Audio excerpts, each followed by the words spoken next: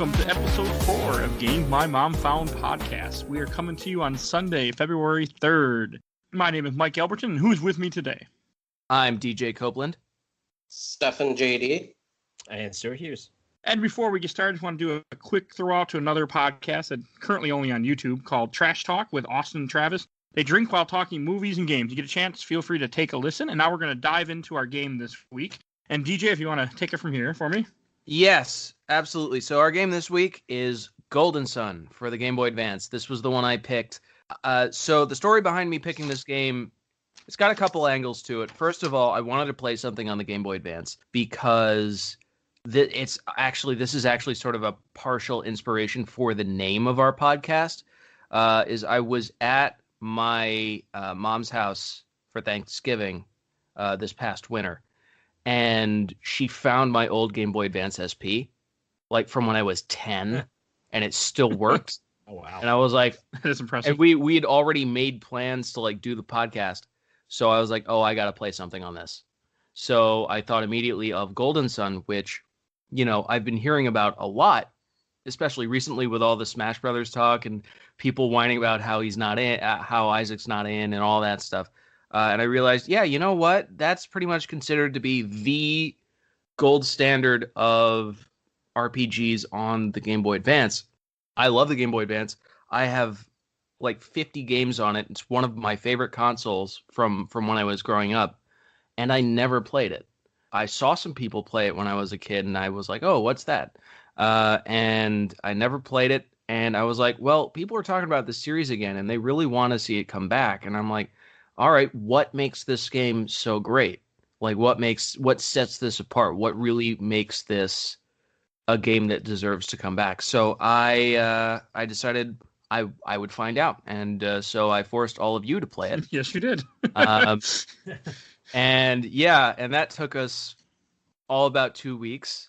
I apologize for that. It was worth it. Yeah. Well, that's good to hear. I think so too, actually. But yeah, at the very least, because now I know what this game is actually about. It's a good game. We're going to get into that. But, like, I don't know where I was going.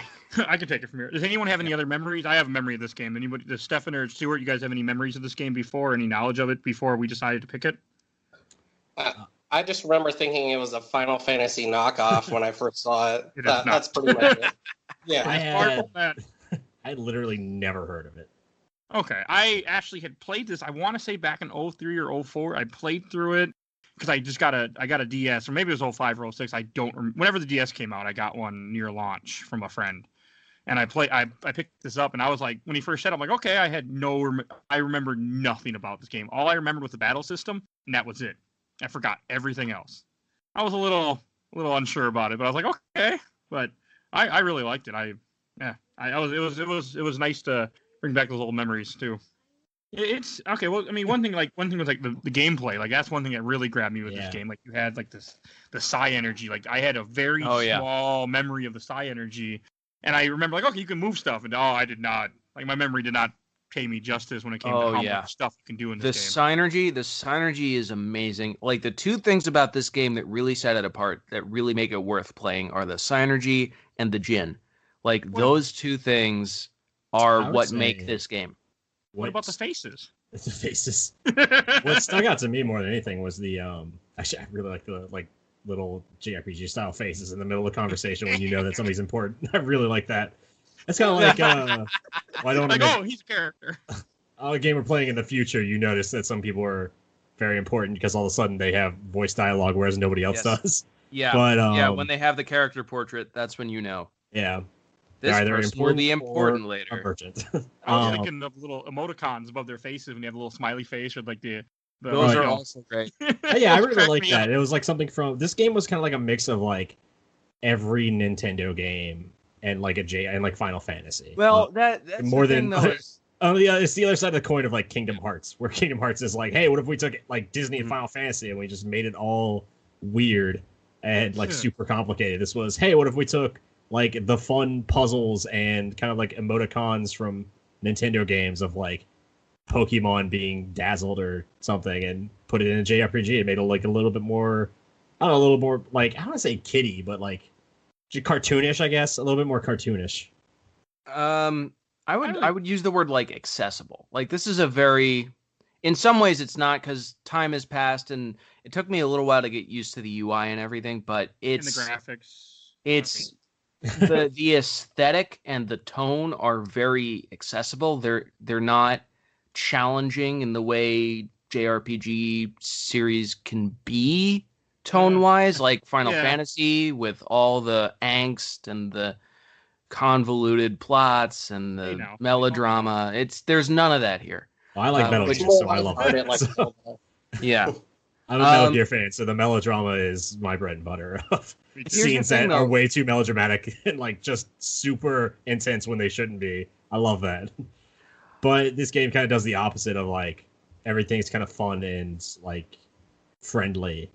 Everything is very middle of the road. It doesn't go too far to one side or the other, I think. This game actually felt kind of vanilla to me, and I know not everyone here thinks that, but it feels a little bland sometimes. But compared to like other games that were out at the time, it's very like again, I don't want to say like childish, but compared to like some other games at the time that were very dark and it's not trying to do that. Yeah. Which I appreciate. I always appreciate that in a JRPG when it's not trying to be dark. It's a Nintendo published game. You can feel that like Nintendo publishing it. Well, the other thing though is right, it's colorful. Nothing's. This is what I'm going to say, because in some other ways, I think this is a very un-Nintendo game. Yeah, it's a very dark. The weird thing is like it's almost disjointed. It is like a very intense story, but it's not played super intense. It's not. It's only. You only realize sort of how dark the story, like, and how like meaty the story actually is after you take a step back from the way it's actually presented in the game. We should mention the basic story of the game as well. Well, yeah. I'll let DJ do that. I want to come back to the basic like Nintendo-ness, how you said this is, a very Nintendo game, because in terms of mechanics, it's really not. It's about, aside from the synergy and the Jin, it's really as straight ahead basic a JRPG as you can get. And I would disagree with that, because there's a lot of the game is like, it felt like a very early like Zelda at times of the world exploring and like the puzzle solving. Like I love the puzzle solving was great. I enjoyed that too. Seeing stuff like that. Yeah, well, it definitely has like that same top-down like aesthetic as Link to the Past, and like kind of how like things would play out. There's definitely some inspiration there, which I definitely like. You'd see like a beam, and you're like, okay, I know that I'm going to get something. I'm going to get a power that will allow me to control this, because I can't do it right now. But it's like the Scooby-Doo effect of, I know this is something in the world that can be interacted with. I just don't know how to do it yet. Right. You don't have the tools yet to do it. Yeah. But I meant more in the sense that Nintendo likes gimmicks, and I don't mean that in like a derogatory way. They really like a central gameplay idea that's unique, that can't really, they like games that can't be categorized into genres, They like to find a central idea that's new, that hasn't been done before. And Golden Sun is very much, it's derivative both from Nintendo's games and from JRPGs as a whole. Like, it doesn't really come up with anything of its own, which is fine. It actually remixes things into something that feels new. Yeah. It feels different. But that's kind of part of the reason I don't think it's coming back anytime soon, because Nintendo has sort of moved away from more sort of conventional games like that. Well, they did there were 3 games, one right after another, and then Dark Dawn came out, 10 years ago? 10 years ago, almost exactly now. But one thing we should mention real quick, this game was made by Camelot Software and came out in 2001, and this game is only re-released again in 2014 on the Wii U Virtual Console. They never re-released it again otherwise. Yeah. That's, So, and, again, I've seen people, like, I saw, like, the only thing I knew about the game was, like, the little bit of buzz I heard regarding the Isaac Player Trophy in one of the Smash Brothers. I just saw, like, articles saying, like, oh, is Golden Sun coming back? And I was like, I don't know what Golden Sun is. No, it's definitely not. Now I do. Now I do, and now I'm on their side. On top of everything else, this game did not sell a whole lot. Like, none of them really did. But here's the other. You brought up Camelot, which is another interesting thing. Before we go into the basic story of the game, which I'll do in a second. Before we do that, let's go into a little bit of the story of Camelot, because they actually used to be, I did not know this before, and it makes a lot of sense. They used to be a Sega studio. Okay, I didn't know that. Yeah, they back made in the 90s. Shining Force games. They were the guys who made Shining Force. Okay. And that we need to cover that franchise obviously stayed with Sega, but these were the guys who invented it, who like made it. So in that sense, Golden Sun makes a lot of sense as a game coming from that studio, because you can see a lot of the same DNA there. And that almost made me appreciate it more. Like, it's like, oh yeah, these guys had a pedigree already, and this is them like showing what they can do on a Nintendo system now. And they really, in a lot of ways, they hit it out of the park. So let's do the basic story setup. So you play as Isaac, who's a young boy who is an adept, which is what they call people in this world who have synergy powers, basically people who can do magic. I just want to sing the America song. Vale is a village full of adepts who are guarding a mystical volcano called Mount Aleph, which guards a terrible secret, and they're tasked with keeping it safe. And there is a horrible calamity. There's a big storm. There are boulders falling all over the place. And Isaac is... Okay, here's one thing I didn't realize from the actual game. His parents died in the storm. Did you know this? His dad died. Yeah. His dad died. His mother was alive. With right. the least JRPG name ever, Kyle. I didn't even realize that was his dad. Like, I thought it was like his older brother or something. Yeah, because it just throws you right in the mix and you don't get any like context. Yeah, that's an issue I had with this game, is that it doesn't really emphasize its characters nearly enough. Mm-hmm. Stuff just sort of happens with them and then just sort of moves on. And if you missed it, you missed it. Like, they don't really hit any beats really super hard. So it's easy to weird just... because it's like the writing is such that would like the writing is it exists like it would in like a modern game where graphics are really good, or modern where you can see which like how old every character is. You can see like resemblances, and you get this character looks like this character, so obviously they're like related. And also where a lot of the slack would be picked up by actual acting on the character models. Yeah. Like, and voice acting. So you come across Garrett immediately. You could actually get scenes. Yeah. They do a good job getting across who Garrett is. I did not get who Garrett was. I thought Garrett was like... I didn't realize that Garrett was like the same age as Isaac. I thought he was like some 40-year-old guy in town. I didn't know it was like another kid. Okay. I didn't have that problem. Yeah. In terms of characters, stuff is not super clear with this. The writing would not have to change, for at least for the main characters, if the game was like modernized. That could stay exactly the same. If the game was modernized, the rest of the game would be able to pick up the slack and convey everything a lot better. But they're not. The writing does not sort of rise to the challenge of, we only have 16-bit graphics and the sprites are like the size of my fingernail. Yeah. You know, it doesn't tell you anything. Yeah, which in a game like this is almost it's almost a fault of like, I can't pick up who this character is based on how they look because it is a sprite, so I'm gonna need a little bit more. But the thing is, there are games I've played. If anyone here has played Dragon Quest IV, I have. That game is phenomenal at establishing character, particularly the characters of the characters you're playing, the player characters, who are all silent while you're playing them. Okay. And it's a very JRPG it establishes their character. Somehow, you know exactly who each one of these people are. Mm-hmm. With these tiny sprites. I played the remake, which is still SNES level graphics, right? So it's still not that much of a leap. Mm-hmm. They're good. They're decent graphics though. And they use soundtrack and they use the context of the other characters and locations, and somehow they are able to convey exactly, in very specific detail, exactly who each of these party members are, in a way that Golden Sun just doesn't seem able to do.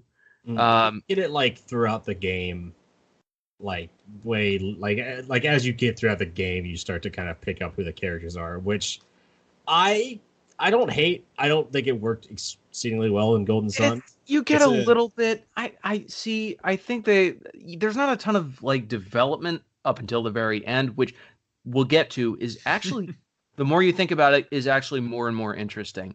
But I will say the ending is the most interesting part of this game. Story wise. I didn't really. I mean, because most of the game, there's not a whole lot of story. It's just you and your four. I mean, as you get the characters, you're just trying to chase. Yeah, most of the game is, and again, the game. It sounds like because usually when you say there's not really a lot of story to this JRPG, usually that means when I hear that, I'm gonna think, I'm not gonna want to keep playing then, because that's what sort of makes you keep going through a JRPG. And though the story in this game is kind of weak, I never felt that.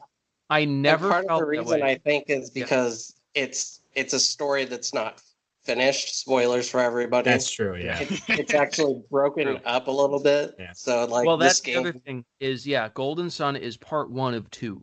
Yeah, right. It is a Golden Sun and its immediate sequel, Golden Sun: The Lost Age, are actually just one game that was split in half. Like The Lost Age came out only 8 or 10 months. No, not 2 years. It's 10 months. Came out 10 months after the first one. Like it was made using exactly the same engine, all the same tools.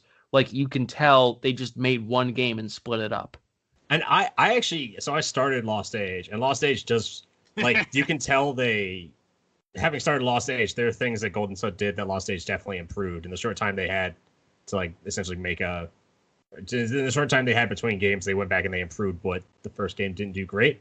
Like, it played a little bit better, it moved a little faster. There is one glaring downside to the Lost Age, which is you start the game with Kraden.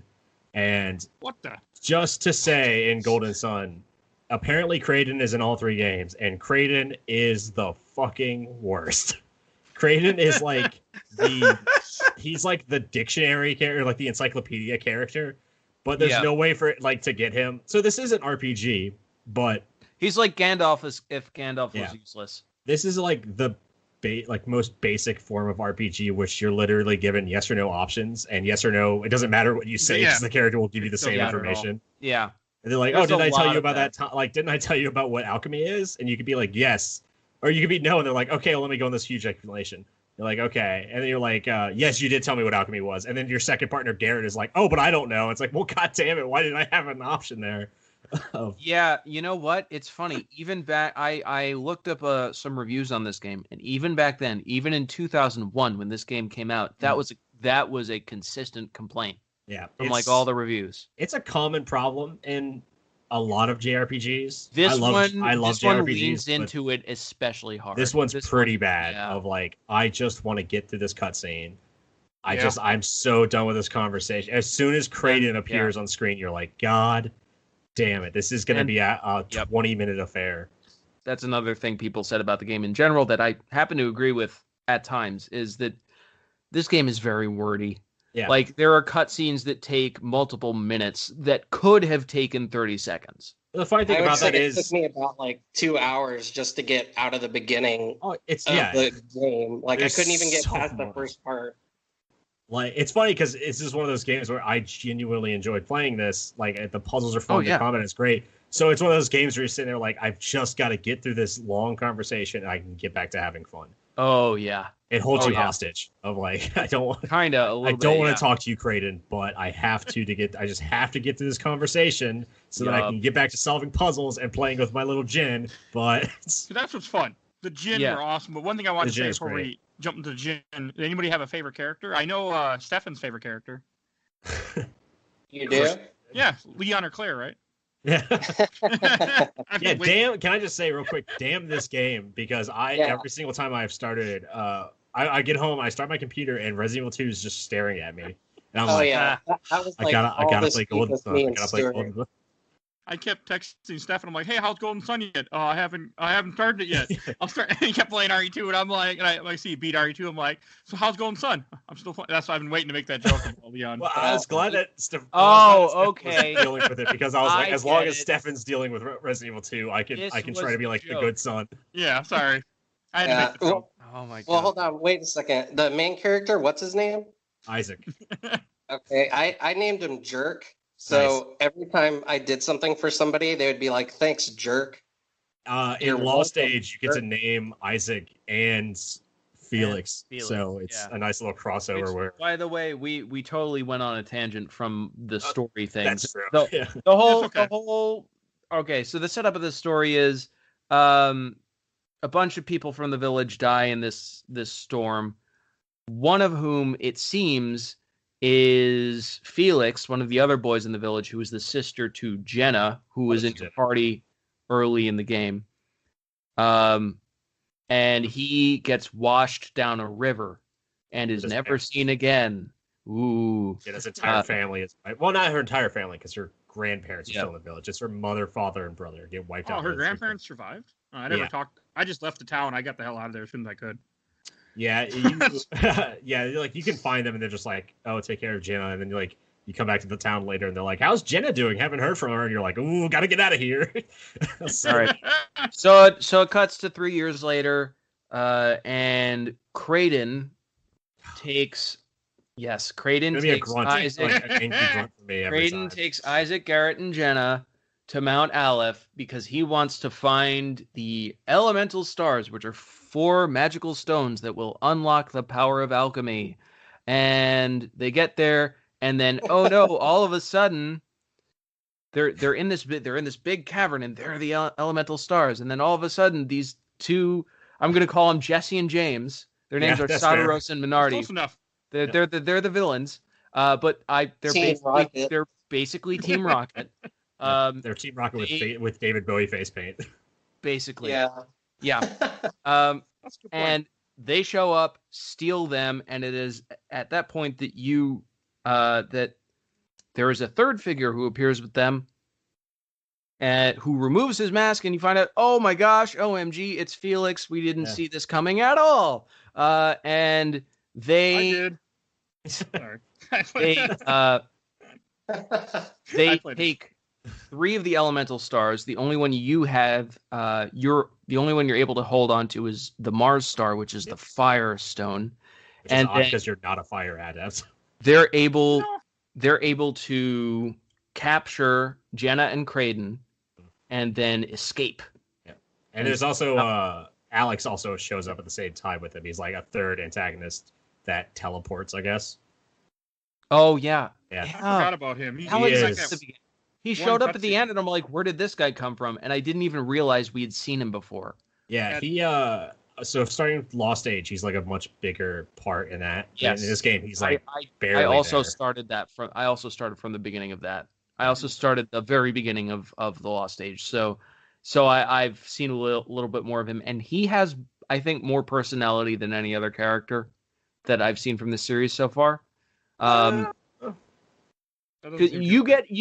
the way his dialogue is written, you get a very clear picture of who he is. Anyway, I think so. Basically, the story of Final Fantasy 1 remixed again.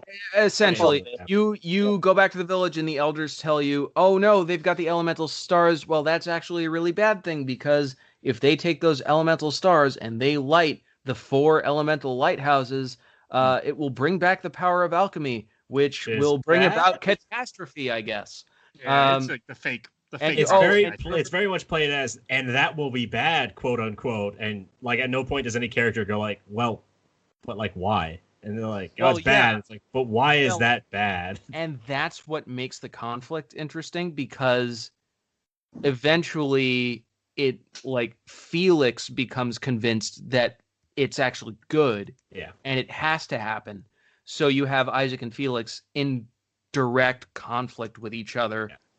For their 2 scenes. And at that point in the game, Jenna and Kraden are kidnapped, they are taken away. So that stuff does not come in really again until the end of the game. Yeah. Until then, you are on a standard JRPG world, globe-trotting quest, going from town to town, helping people with their problems. This is something I really like. I think this is what really helps the structure of this game and helps you want to keep playing, is every time you get to a new town, something has gone wrong in that town. It's very JRPG. Yeah. Well, very old school. And it's usually the problem of we have this problem in our town, and then somebody else in town usually the innkeeper will say like, "Oh, that was a weird group of 5 travelers that just came through," and it's obviously it's obviously Felix and Satyrus and Minari, who are magical creatures, but despite the fact that they're magical creatures, maybe it's never really explained what they are in this game. Yeah. Yep. Despite the fact that they're overpowered magical creatures, they still get everywhere by walking. They're basically Snoke from the last. Yeah, kind of. You find a great example of one of those things that happens to the town is one town everybody turns into trees. Yeah, that's creepy. That's really creepy. Tobin. Yeah, Toby. Because that's not Toby. Toby's later. It's Bilibin. I wrote it down. It's Bilibin, and it's 2 towns. It's Bilibin. Isn't it Toby? No, Toby you go to. Toby is much later. Toby is Colosso. Oh, okay, yeah. I got a lot to say about Colosso later. But Colosso is so how much you're fun. introduced to that is great. Of you go to a town, you go to Bilbin, and just the gate guard has been turned into a tree, and you're everyone's like, oh, the gate guard got turned into a tree. This is really weird. I feel so bad for the guy, and then you find out that it's the result of this evil forest, and you get this very really great story from talking to the it does the Oblivion Skyrim thing of there's a problem in town, and talking to all the NPCs, they all have different opinions on it. It's that very RPG thing of you're gonna get 100 different opinions on whether or not this is good or bad, and you get you find out that it's the guy who rules the town went down and cut a bunch of trees in this magical forest to build a mansion for his wife, despite already having a castle. Fairy tale? Yeah, it's very fairy tale-esque. That's what I was thinking. But the creepy thing about that is it's just the gate guard who's been turned into the tree. And they tell you, oh, there's another town on the way to the forest. And if you stop in that town, everybody is turned into a tree. You can't can't interact with anything. Yeah. Well, that's what I think sets these scenarios apart from other JRPGs, is because more often than not, you can't use that town as a town until you've solved that problem. You know what I mean? Yeah. You can usually use I want to say the inn, because you can't use the inn sometimes, but you can usually use the potion shop. The potion shop will usually be open. But then the weapon shop will be closed, the armor shop will be closed, the inn might not be accepting. By the way, another great thing about this game, you can save anytime. I love that. Very nice. Very portable friendly, which makes sense. I can save anytime anyway. What are you talking about? And talking about the save feature, this game also had game linking, so you could battle with your friends, but it did something that I didn't know really existed in 2001. Mm-hmm. Of if you finish Golden Sun, you can get a code, or you can link to another Game Boy, and you can transfer your save file for essentially new game, not New Game Plus. I'm not sure what it's called. Well, no, you can get all of your, essentially it kind of spoils the fact that you're gonna. Okay, well, that's actually getting into spoilers for The Lost Age. We can talk about spoilers. This game came out 20 years ago almost. But still, Lost Age will be another episode. Well, we'll get to that. We'll get to that later. But yeah, no, this... By the way, that I had to do with the password method. Here's what I really wanted to say. Oh, God, I had to do the password method. Guys, this took me maybe 20 minutes. I believe it because I wanted to try it, and I gave up because it's literally 6 pages of code. It's 10 characters per line, 5 lines per page, 6 pages. Full pages. That's ridiculous. If this were back in 2001 and I didn't have a camera phone, I just wouldn't have been able to do it. I had to write it down, and I wrote down the first page, and I was like, all right, got that. Wait, hold on a second. And I clicked the right button, and I was like, oh my God, there's 5 more pages. Fuck that. I'm just going to start a new game. And the only alternative is for you to have 2 Game Boy Advances and a link cable. Yeah. Nobody has that. What are you talking? God damn it. Did anybody have a character they hated? Because I hated, Ivan. I'm talking about when the playable. I think Ivan, right? The little kid. I loved Ivan because Ivan is He like. died. Ivan's such a great little dork. I think Ivan might have been my favorite character because Ivan is essentially, I don't know if anybody else watches Boruto, but he's essentially Mitsuki from Boruto, where he just loves the main character. Like he just loves him for no reason other than you kind of helped him a little bit. And he's just totally in love with you. Of like Garrett will be like, so we should say the four main characters are Isaac, Garrett, Ivan, and Mia. Mia was awesome. Mia was great. I don't know Mia had like a perfect little story and like why like she had motivation. Like her and I guess everybody had motivation, but you had to dig for it. But hers was very obvious. Hers was very very up front. Was it? Was that guy her brother? Alex is her brother. Yeah. Okay. Yeah.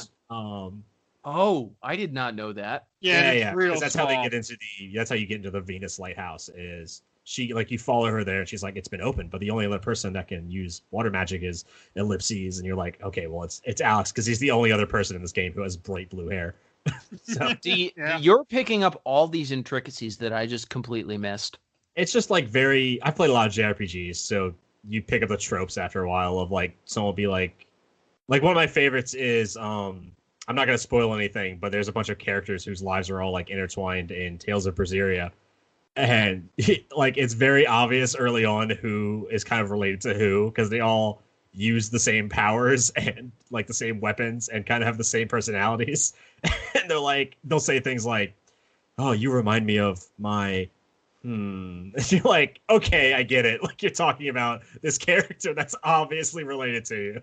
It's a very JRPG trope of characters trailing off into the distance while talking about other antagonists in the game. You're like, okay, you're related. Hey, did anyone have a favorite summons? It's Judgment, right? Everyone's favorite summon is Judgment, right? That's got to be the only one. I like Thor because it was unapologetically Thor. It was just Thor coming down and shocking people with a hammer. Judgment is just the guy with the shield, right? The Judgment is the giant knight with the horned helmet and the fucking sword and the lion arm cannon, head arm cannon. So we should explain. This game does it's got like a weird mechanic of you get Jin, which are Pokemon. kind of like Pokemon, that have one specific ability, and the whole game's like battle mechanic is really interesting. Of you can do a basic attack with a weapon. Hold on. Before we go any further, I just want to say Judgment is my favorite, but very close runner-up is Boreas. The whale. Yeah. Because no. I never saw that. No, Boreas isn't the whale. He's the ice one. Oh yeah. Because Boreas is literally an ice shaving machine. I gotta look this up. There's a giant, literally, it's like a giant robot looking thing, and then a giant boulder of ice falls into its back, and then a lever starts going around, and it starts spraying snow out the front. I would say Boreas was my favorite. Yeah, he beats Judgment just barely. No, Judgment is just for sheer badass. Gotta go with Judgment. Judgment was my favorite. We should say that in the game, so you can use your weapon, you can use psi energy, which is basically magic of it's magic in the sense of like Avatar: The Last Airbender style magic of you can use earth abilities, or you can do water or fire or whatever. You can heal, or you can use wind. So you can do that, or you get Jin, which are like Pokemon, and every Jin has a very specific ability tied to it. Like one of the first ones you get is like the ability to cleave enemies with the power of stone, and it's like a giant stone like axe kind of coming down on them. So the way Jin work is actually really kind of intricate, and it has a lot of different ramifications. So basically, when you equip a Jin, that augments your stats. It increases all your stats, and if you equip 4, you get extra abilities as well. Right. Well, of the same, if you equip 4 of your adept class, you get more abilities.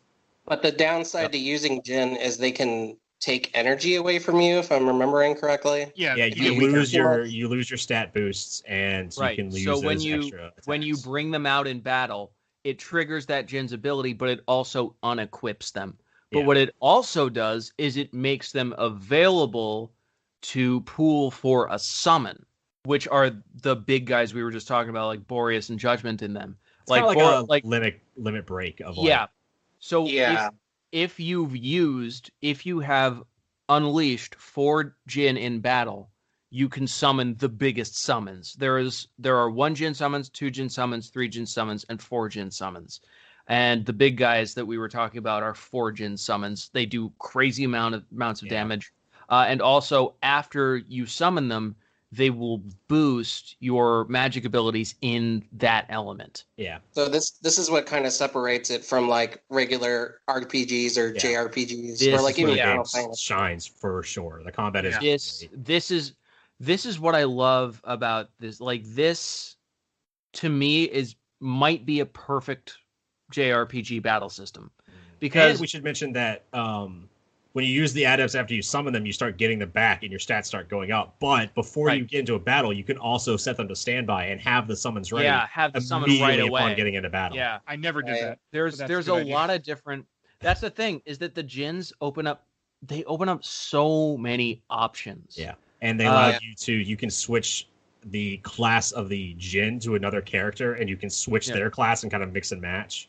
Yeah, so I didn't like that at all. So by mixing and matching different elements of Jin, you can unlock spells that you wouldn't otherwise have, which actually you need to do for some puzzles. Some puzzles, It's almost like you don't know you have spells that you have in your bag unless you mess around with the Jin in your inventory. Exactly. Yeah. So we should mention at this point, did anybody have like what was everybody's play styles? Because I'm sure that we all played differently. So I was experimenting with the Jin for a while. I think by the end of the game, I just had everyone with their element of Jin, because it just gave you all the best spells. Yeah. But I did a lot of experimenting. Toward the end of the game, I was just kind of done with it, so I just started mashing attack and battle, which is sort of a trap that this game mostly stays out of, just because it gives you so many options and you don't feel constrained from using them. Like, because and the way it opens it up, you don't feel like overwhelmed by it, because it gives you very sequentially you'll get new abilities. But what's great is this game, well, in part because you have to use your magic in the overworld, and that still drains MP. Your magic refills slowly over time. Yeah. So mostly most of the time in JRPGs, I never want to use my magic before the boss of a dungeon. Mm-hmm. Same. And that just leads to very sort of boring battles where you're just mashing attack all the time. And that doesn't happen in Golden Sun, because you are incentivized to use magic, and you are also you are also given the Jin as an alternative, right? And some of the Jin even have the ability to refill your magic bars too. So it's like, they do. There's one later on. One in particular. Yeah, I missed a ton of the Pokemon in this game. I'm just gonna say that right now. I missed a ton of the Jin. Gotta collect them all, man. I was trying. You think there were a lot in this game? From what I noticed in playing Lost Age 2, very early on, you notice that there are cards in the game, which are also equipable items that will change your class entirely. Okay, so you have cards even instead more. of Jin? You still have Jin. Oh shit! You still have Jin, except they add in a whole new feature on top of everything else, which is a card that if you equip it will change your class to a specific, a very specific class that has these very specific abilities, usually of multiple different adept styles. And in Lost Age, you can find summons. You can find summon recipes of you need 1 fire and 1 water. See, that's what I was like. I was like, man, why aren't there mix and match summons? Yeah. Lost Age does. In this one, they're all one element. Yeah, I can't wait to play Lost Age. But it's really. But going back to combat, I would say that some of the magic I used was high impact, which raises your attack. Granite, that's a very useful spell. Yeah. Yeah. Wish Well, which restores you. And then Flash and Zephyr. Wishwell's great. Those I think those are really your workhorse spells.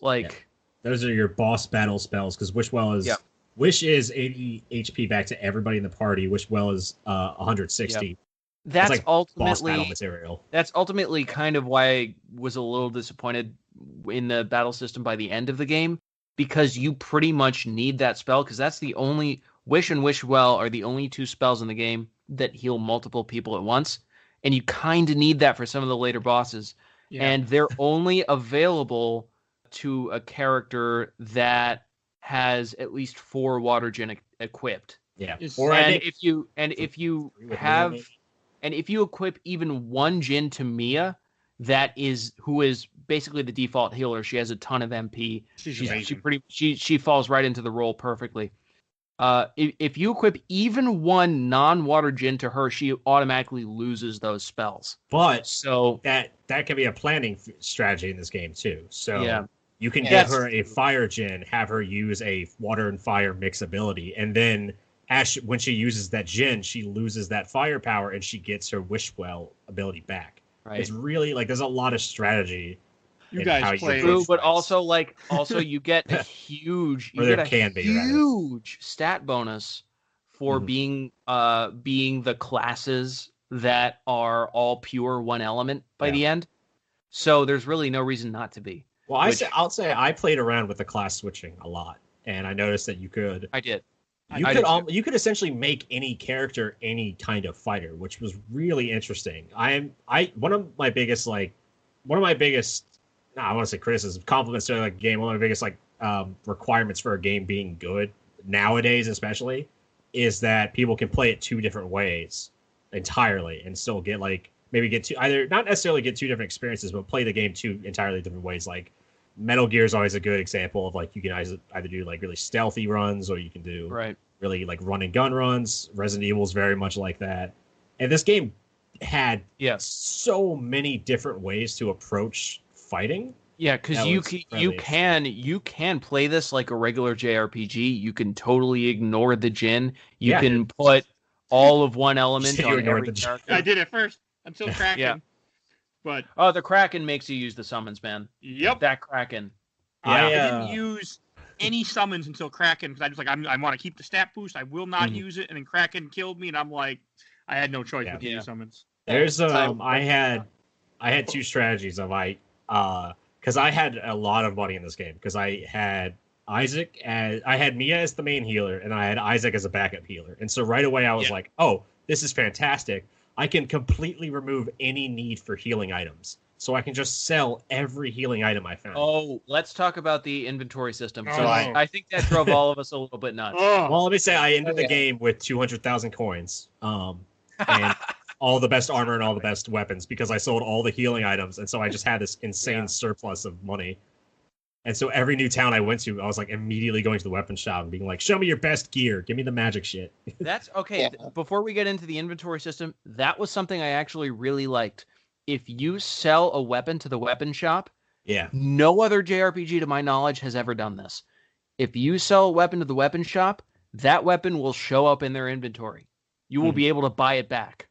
yeah. That's really Usually, nice. Yeah, which was a usually cool if you feature. sell something, if you sell something by accident in a JRPG, it's gone forever. Well, the newer ones not so much, but in 2001, that's really impressive. Yeah. yeah. Yeah. Nowadays, that's in a lot of games. That's standard. You're gonna have to buy it back for more money, but this is Right. That's quality of life that we didn't have then. That we yeah. have now. In 2001, this game does some very, very impressive things. Definitely. There's yeah. a couple dungeons I want to mention too. Okay. Let's see. I'm looking at the list of what came first. So we got first. I want to mention. I like the 2 temples when we went to 2 kung fu temple looking things. Oh yeah. Oh, Well, yeah, that's those another are thing cool. about the game Those is are that cool. every new area you go to has an entirely different cultural feel. and I love Yeah. that. Yeah. I love it when RPGs do that.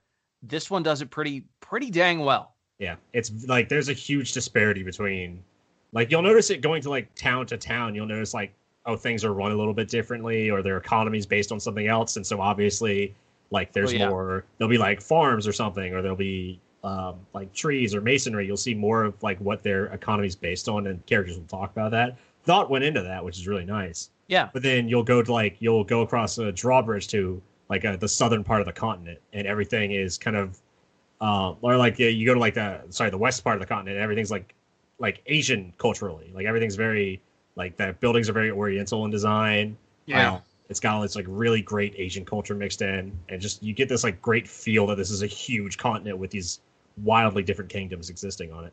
Yeah. And one of my favorite towns is we touched a little bit on it earlier, but I want to go more in depth about it. Like when you get the Colossal, like they tease it, they talk about it when you're on the boat. Colosso is so good. That whole tournament, like this is one thing that I love about like JRPGs when you have like some random thing like, hey, we're supposed to go save the world. Who cares? Let's go have a tournament. The chocobo races and Final Fantasy. I do love those sequences that. I love it when a game is able to do that really well, when it throws in a sequence in the middle of the game that changes things up. Yeah. Well, this game also, changes. If you talk to all the NPCs, which I went out of my way to like try to experience as much of this game's story as I could, because I genuinely enjoyed just the way that some characters were set up. There are NPCs in the first town. I want to say in Vale that are visiting Vale and are like, we're leaving Vale and we're doing like a round trip. And we're heading to the Colosso Festival. And you can find them along the way multiple times. They're not named NPCs. They're just like two merchants that you keep running into over and over again of like, we're on our way to Colosso. Yeah, those guys. I didn't know that. Yeah. Because I didn't talk to people. I just ran through most and you are those are the same guys you're on the ship with, right? Yeah, they're on the ship with you too. Yeah. They're unnamed NPCs that are just kind of with you the entire journey. They're like wanderers. I didn't realize they were with you from the beginning. That's really cool. Yeah. They might not be in Vale. They might be in Bilbin, which is the second town. Not Bilbin. Bilbin. Vault is the second. Yeah, they're with you. I think as soon as you get. I think you're right, Vault, because Vault is when you see the caravan of merchants go to towards Lumpa. Yeah. Which I do want to talk about too later. Yeah. Lumpa is also a really cool sequence. Yeah. That is, again, I had this issue with Silent Hill. It is entirely missable, and if it's your first time playing the game, you will miss it. Well, I would say it's not missable. It's optional, but it's very optional. Like you do not have to do. Well, no, you have to go out of your way. You have to discover a lot of really specific crap in order to even be able to go back. I think the only thing you need to do is have Ivan in your party, which I don't think you can't progress the game without Ivan. You have to see them go to Lumpa, and going through what town is Hammett from? Calais?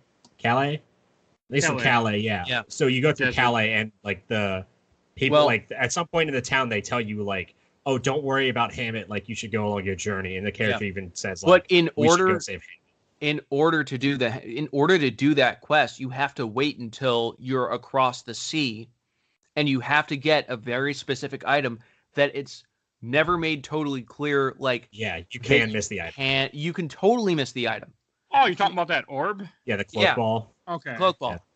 Yeah, you have to go down into a. You have to essentially go find like an old unbidden. hand. You have to go down a set of stairs unbidden at a very specific point in the story where you've been told to go in literally the opposite direction. So you're talking to Bobby, and he like gives you your quest and then walks away, and you have to follow him, and you don't know to do that. You just if you follow him, you go down there and say like, "Hey, what's this thing?" And he's like, "Oh, it's a cloak ball. Do you want it? I guess I can let you borrow it." That's another major complaint I have with this game.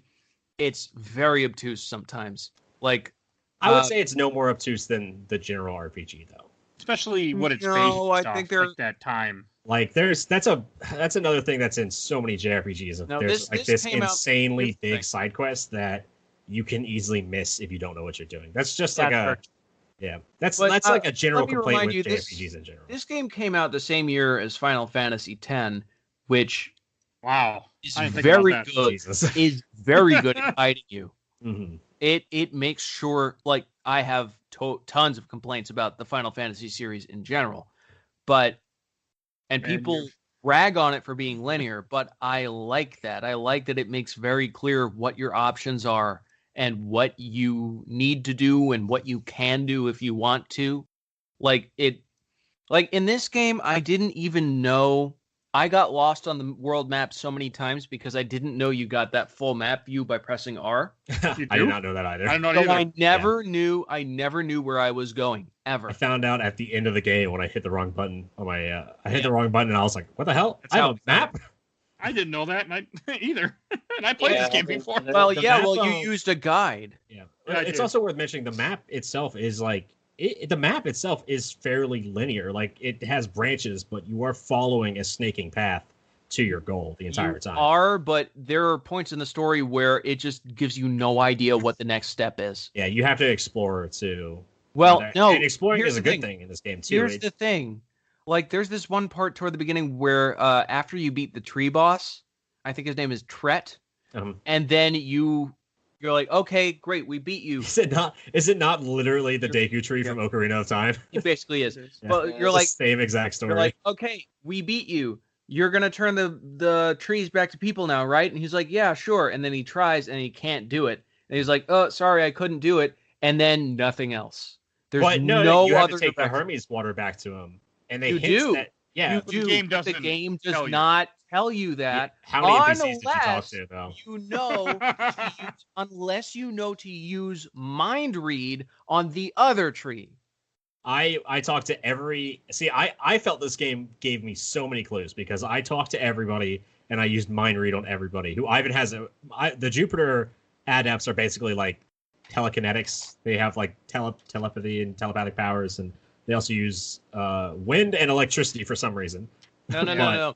The Earth adepts are telekinetics. Telekinetics is you can move stuff with your mind. Telepaths are you can read thoughts. Yeah, they're all telekinetic, I guess, when you think about it. But it's anyway, the Jupiter adepts can read minds, and they also have like abilities to reveal things on the map. They're very psychic. They're the most psychic of all the adept classes, I guess I'd say. I'm with you on that. Yeah, every character I talk to, or every NPC in the towns I talk to, because I was like, they are giving me. You notice very early on, or I noticed very early on, like in Vault, where the characters are giving you information. I mean, the whole point of Vault is you're trying to find the rod that somebody stole, and so the game teaches you to talk to every NPC to get information. That's very true. And then you use mind read on everybody, and they give you slightly different information, which actually will lead into my favorite character in the game. I'll talk about in a second, but like the game teaches you to do that, and I guess when you leave, you can choose not to do that again. I continue doing that in every single town, and so I got dozens of hints of like things ranging from like this guy is like, they say he's this strong guy, but he's actually afraid of fire. And they're like, oh, I can use fire against him and it'll be really effective. Or that was actually how I got through most of the game, is using mind read to get hints. So you are right about that. Okay, I missed a ton of that. Yeah, if you use mind read on pretty much everybody, you will know exactly what to do in this game. It's very straightforward if you use a specific ability, but the game does teach you early on to use that ability. Yeah, it does tell you should. Yeah, and I would like to use this opportunity to talk about my favorite character in the game, Horny Lady, who you come across a lady who is talking about. I think she's in the mining town that's submerged, and she's like, oh, I hate this. Everything's submerged. I want to go to Colosso. And if you use, you beat up all these like water. You find out that they're monsters if you talk to Trent. Right. You find out that they were just like animals in the world, and that because they were statues. Yeah, it's Dark Cloud essentially. Everything's been corrupted. Yeah. Everything was a normal item or animal, but it's been corrupted. And so you find this lady after you do the mine of like, oh, what horrid monsters! I always oppose violence, and I was like, I'm using mind read on this lady because I bet this is gonna be hilarious. So you use mind reader on her, and she's like, yeah, 1-2 punch, kick their ass, yeah. Oh, I shouldn't say that out loud though. I'm very weak in Faye, and I don't want to talk about this. And like you run into her again later, where she's like, oh, I got roped into coming to this stupid Colosso festival with the chef because he needs an assistant. And you read her mind, she's like, I can't wait to see all these jack dudes fighting. This is gonna be awesome. And you just run into her over and over again. Every time you read her mind, she is getting like more and more hot and bothered about these sweaty jack dudes. Oh man, okay. Great. I missed all the best stuff in this game. Holy crap. It's got a lot hidden. Well, it's like that's a very JRPG thing. If you got to talk to everybody, you got to like really, really fill out the town. And by the way, that is also that does feel like a very Nintendo thing. Like in order to get the most out of it, you have to interact with it. Yeah, you're like the game. As long as you put the time in, you're gonna get the enjoyment back. Well, here's the reason I didn't mind read everybody is because of the way Synergy is set up. Mm-hmm. Is you have to go into a menu Yeah, it's a little odd. It's a little clunky, Yeah. and you can get around that by assigning. You can assign only two. You I can think, assign Yep. you can assign one spell to each of the shoulder buttons, Yeah. but I also it was a headache to keep reassigning, keep going into the menu and reassigning them. Yeah, it's So I just sad. so I just stopped using mind read at a certain point unless I needed to. So I Yeah. missed a lot of that stuff. Yeah, I never that's- assigned it. I did it just through the menu, and I just got really. I just memorized the buttons. I just knew if I clicked A See- left. I knew if I clicked A left down A, that was mind read, and so I just you learned that. just turned it into a Konami code thing. Exactly, where it became All right. second nature to mind read everybody. That's sad. Yeah, no, That's I just didn't bother after a I certain didn't point. care. I It's think like, this is a game that could really benefit from a modern remake Yeah. because now it could just be it could be on the right stick. Like you click in the right stick, you have a radial menu, you move the stick to where it says mind read, and boom, there you go. Yeah, it's a quick tip button or something. And and that was the other thing is specifically to use mind read, it was a lot more annoying because you can't press A to bring up the menu because then you'll just talk to the person. You have to press select to bring up the menu. And I was playing on the SP where it's kind of awkward to press the select button. Mhm. It's not in the most it's not in the most convenient place. Yeah, this game I've heard Dark Dawn fixed a lot of issues that people had with the game, aside from Kraden still being in the game. Well, what this game really needs in a modern remake is the quick assign buttons, and then maybe a reconfigurable controller option of I want to be able to change everything to fit my play style, and redone cutscenes. and just get rid of the cutscenes. I fast forward. Well, through this a redo while, them to but be yeah. more interesting. Do them like modern cutscenes. I think just kill Kraden. just kill Kraden, and the cutscenes won't be so bad. Because for the most part, any I didn't think he non-Kraden was that cutscene, bad. I'm kind of think I'm- amazed that you hate him so much. I don't have a problem either. I might hate Kraden so much because I didn't like. I had to. Well, I should mention at this point, I had to redo the beginning of Golden Sun because I was playing on bad hardware, and so my game at first was every time I used a psychic ability, my game would turn pink and the sound would glitch out, and I was like, is that supposed to be a feature in the game? Because it was only when I used psychic powers, I was like, is that supposed to be oh, they're not good for me or something? I knew so little about the game at the very beginning. I was like, are they supposed to hurt me? Because everyone in town is talking about how we need to keep psi energy hidden and the world can't know about it because it's dangerous.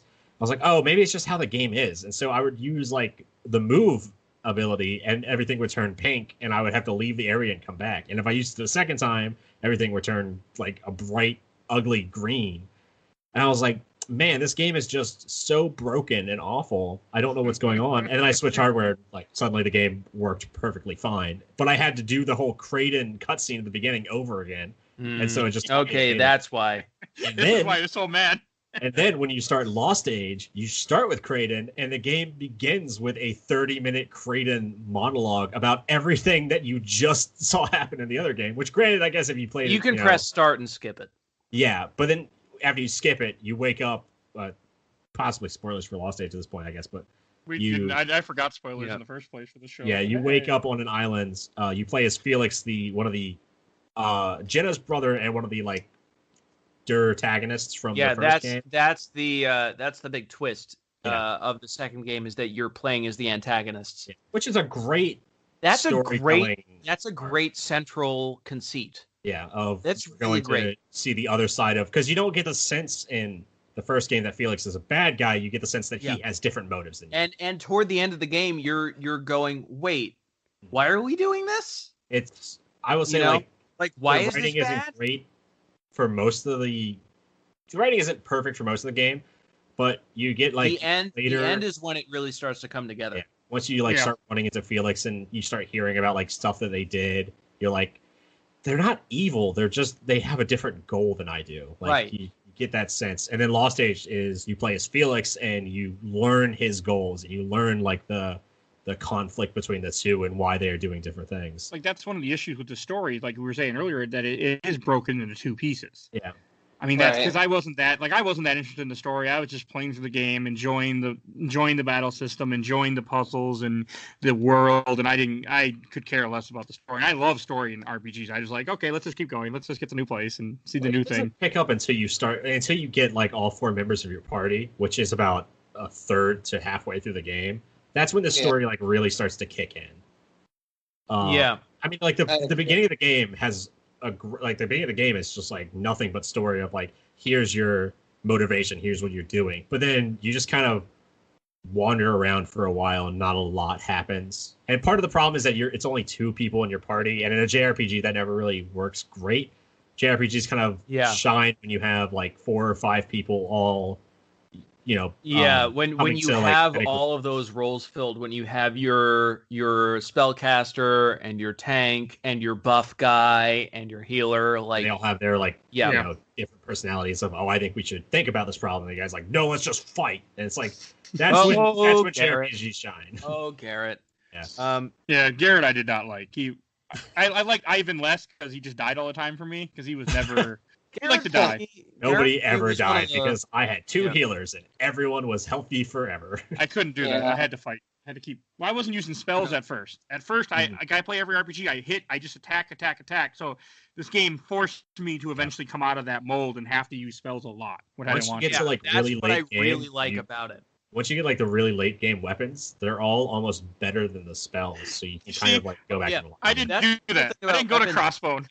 That's the cool thing about weapons in this game is there are regular weapons and then there are like enchanted magical weapons. I didn't get any of them but one because I didn't do the side dungeon guy. If you guys are going to talk about that in the next Crossbone Isle, I never went there. I didn't finish well, it. I mean, you can get them other places if you go to the artifacts section of any weapon store. That's where all the special weapons are. And it's interesting. They also, if you go to the artifact section at the beginning when you get to the town, they might not have them, but when you finish the town, they're like, "Oh, a new stock just came in." Yeah, I did not know that. I didn't check artifacts. So we're like, because that's where you get all the really useful weapons because those are the weapons that have a chance to trigger a special ability. Yeah, and it's not like a It's not like a critical hit exactly. Yeah, it's like you get a critical hit, and then something extra will happen with it. Like you'll summon a small like tidal wave that'll attack with you. You'll steal health. There's this one end game sword. Gaia Blade. Literally, it's the coolest animation ever. If it does that special hit, it just summons a giant sword, like a giant sword that just like plunges into the ground and kicks up boulders and the screen shakes and it's like, oh, that guy is super dead. Oh, Stefan, what were you going to say about the artifacts? Oh, I was just gonna say that was pretty much the reason why I grind. The only reason I grinded in this game at all was just to get gold to buy those artifacts. And since you brought up grinding, I only grinded once after the final boss kicked my ass. Other than that, this game doesn't really require you to. It doesn't, which is another thing I'm very grateful for. It's nice. It's a balance that most JRPGs don't. Here's another. The newer ones might have, but the older ones definitely don't. No, they didn't. Not this time. Here's my one big gripe with this game. I know I've complained about a couple of things, but this is the big one. Kraden. There's no fast travel. Yeah. That needed that. What the hell? Yeah. Pokemon had fast travel. I think Lost Age. I think Lost Age might have fast travel. Like, or at least a kind of faster travel later game. This was a huge issue at the end of the game where you're going toward the final dungeon and you're like, all right, I want to at this point I want to go back and do all the side content and get all the stuff I missed and find all the stuff I didn't find before. And in order to do that, you have to spend minutes on end just traveling through the overworld, getting into random encounters, like going through caves. There's this one desert at the end of the game. Oh god, the desert. I had to keep going back and forth through to do all the side quests. Yeah. I just and you have to, in order to get through this desert, you have to kill these lizards that hide in tornadoes. Yeah, they're causing storms blocking your path. That are directly in, like, you literally can't go around them, and they respawn every single time you go through. And it is the most. That's the point of the game where I started just mashing attack. You want to know something that might upset you? If you give Mia, I think if you give her 3 different adepts, Dejin, and a 4th one of any style, she gets a side energy that reduces encounters. Oh, I knew that. We should I knew talk. that, but I you didn't still know have that. to do the tornado. It reduces encounters, and if you get the feathers from the potion shops, I think it reduces encounters down to like almost 0. So you could travel through the game without running into anything. Here's the thing: this game is pretty generous with the run option, Mhm, so yeah. I didn't have a ton of problems there. It's those fucking tornado lizards because they're not I hate random. them.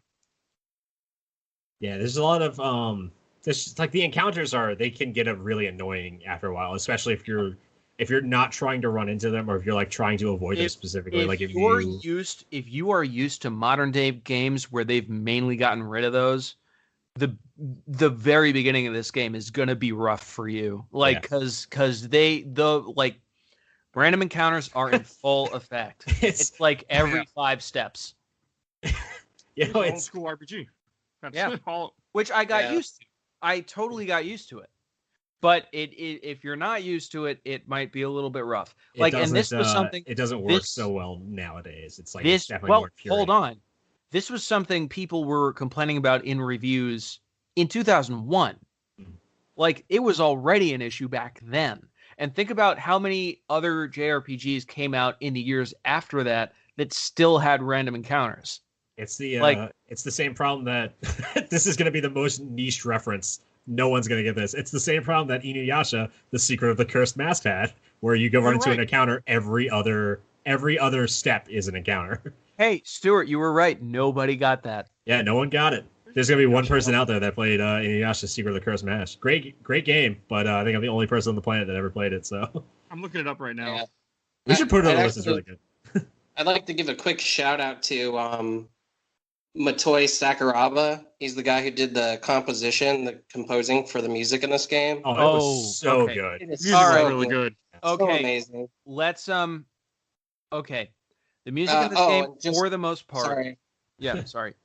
Sorry, I just wanted to add on his background that some of the things he's done before is Eternal Sonata and Dark Souls. Wow, yeah. Wow. Okay.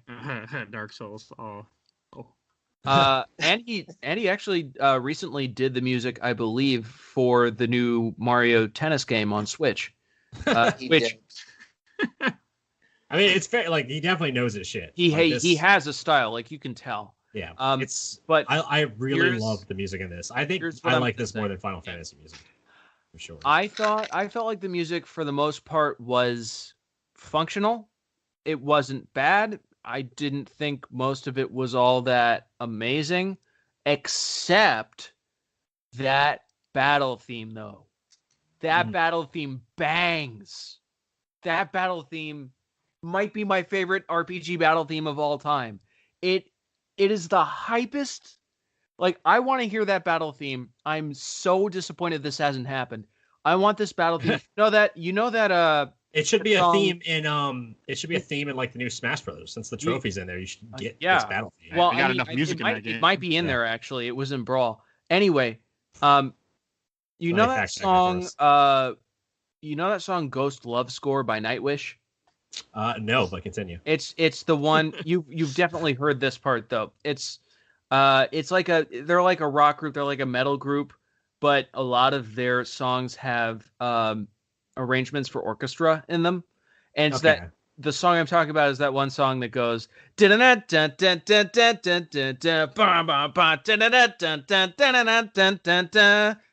Sure. If you've ever oh man, you have to look up the song. I'll listen to him after we're done, but all right. But no, that is how I want to hear this song played, and it's a crime that there's not a version of this song that is played by a full orchestra with a rock group. Well, it felt like this music was designed to be played by an orchestra. It felt like well, an orchestra accompanied by sick electric guitars. Yeah, because there are parts in that battle theme, like the main melody could not be played by anything but like a sick electric guitar. It makes a lot of sense that this guy worked on Eternal Sonata. Those drums in the battle theme actually sound like pretty sound close like, to real They drums. sound like rock drums. Like there's this one part where there's a break in the music, and then like a bup with the drums that like sounds like rock drums. Oh, he did It the doesn't Star sound Ocean like music too. Okay. Yeah. Oh, and It he does. does. Oh, okay. The music Okay. all around was really good, even though I played this game mostly mute because I play everything mute. You're gonna find out.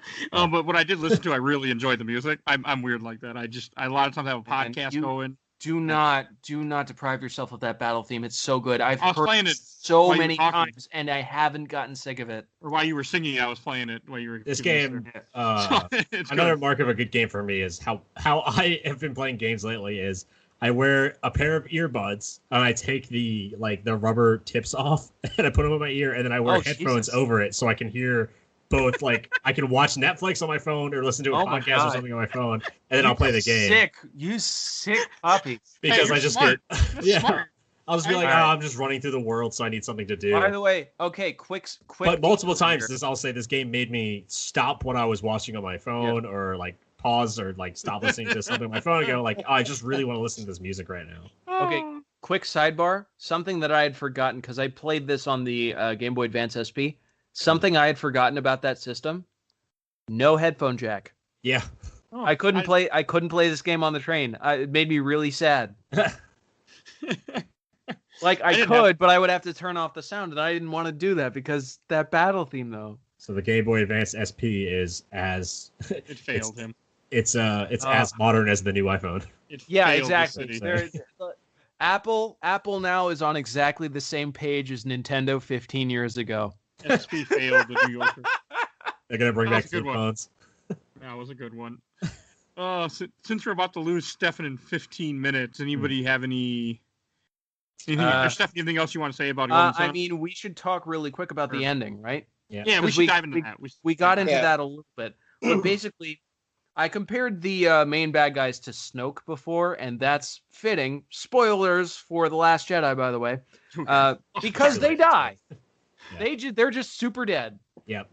Yeah, I'm okay. And it's, with And it's that- not even like your fault. Like they kill themselves. They literally just fall in to Yeah.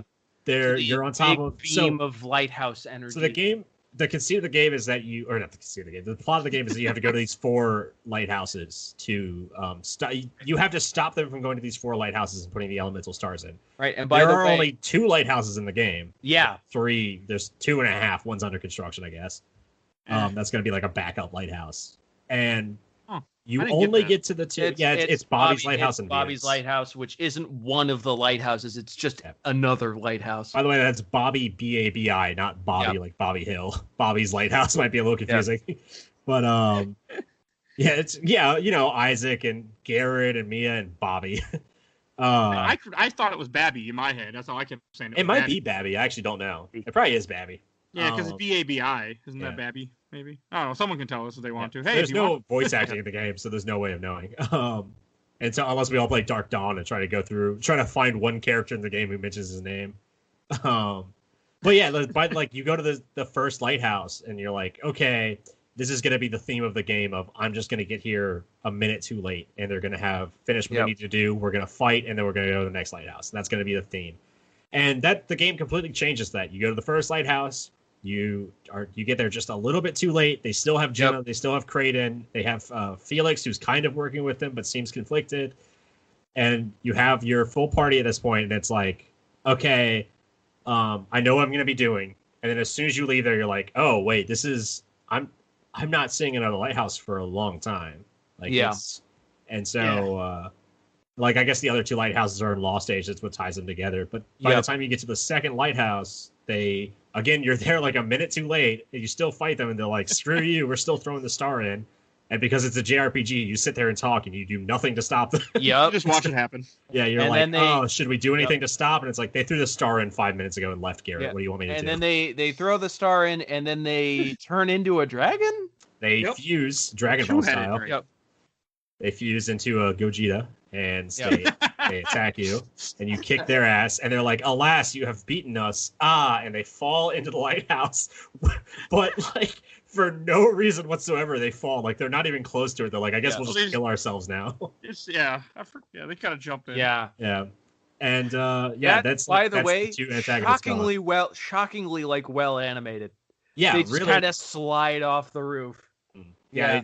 And you have Felix at that point. He was like, like, oh, you're not gonna be able to stop me, Isaac. I'm gonna finish up what they started. And you're like, okay, well, this is gonna be sequel territory.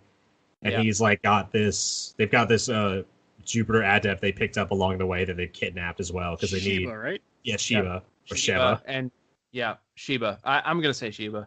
I'm guessing Sheba. But yeah, they picked her up, and so she's kind of like, you can run into her earlier in the game, and she's being held hostage by somebody else. You can't free her. Yeah. She's just like a character that you can meet.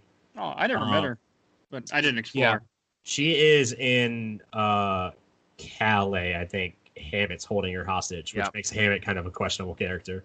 But yeah, it's like was it Hammett? Babby's I thought Babby was. Yeah, but he's working with Hammett. Like, there's this whole weird dynamic that's going on between the ruling powers there. Of like, there's a lot of like political intrigue if you do all the side mission stuff. Like, there's a lot of there's some stuff that you could maybe dig into if you looked into a little more.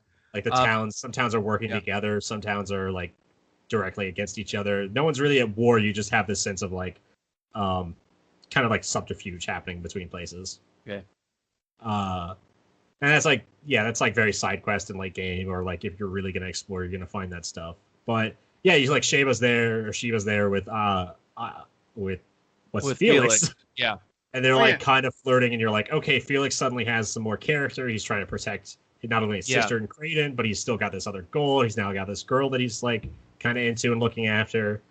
And that's the big setup for the next game of you're going to learn way more about what happened with Felix and why he is the way he is. Yeah, and that I think makes the fact that the two people they set up as the main antagonists die, and then Felix steps in to like be like, no, I'm taking up their cause. Yeah.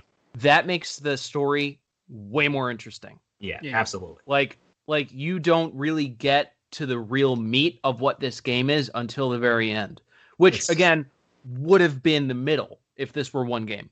And I'm kind of glad it is two games, because if this was one game, it would have been so long. It would have been 60 hours long. Well, which is not unheard of for a JRPG. It's not unheard of, but even 60-hour games are like, every game is a 60-hour game when you're playing a JRPG, because you're going to try to explore everything if you're really playing it the way they want you to. But like, that would have been, I think, a little too much for 2001 on the SP.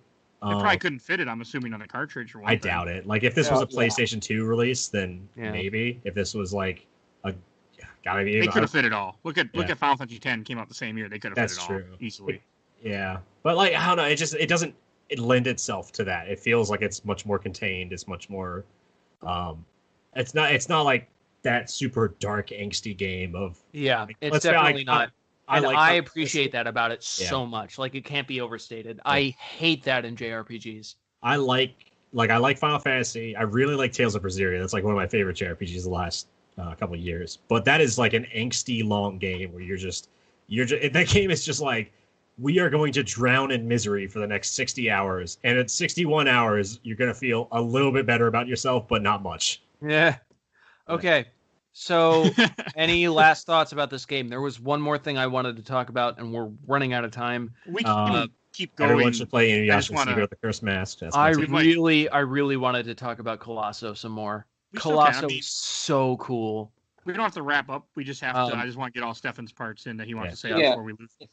It's fine. We can go an extra like 20 minutes. I'm just figuring it out right now. Yeah. Okay, I was keeping an eye on it. Like, I want to make sure he gets his parts. I just want to let us know when we'll do the shelf or box, and then maybe keep talking about it a tiny bit.